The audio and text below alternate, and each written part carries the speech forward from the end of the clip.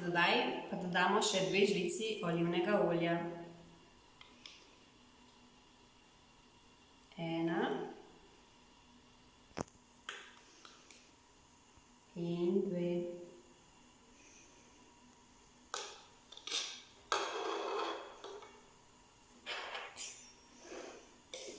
Evo, sedaj pa ključen korak za našo zmes, da jo res dobro premešamo. Nekaterim je kokosovo olje bolj prijetno na vonj, ker ima vonj bolj nevtralen, medtem kot olivno olje ima tako malo specifično, nekaj dosti močno. Tako, naš piling je sedaj že skoraj končan. Sledi samo še to, da ga damo v eno posodco, kar nam je všeč.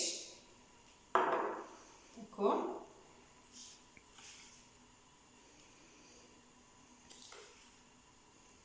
Ta piling je primeren predvsem za telo, za roke, hrbet,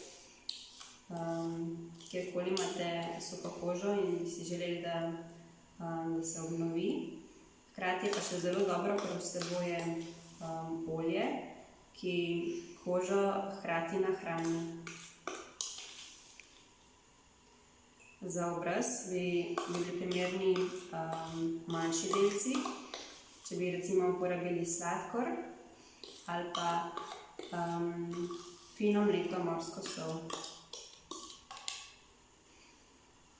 Tako. Meni je lepo, če si potem kozarčke še majčkeno dekoriram. Čisto tako za majhen detajl.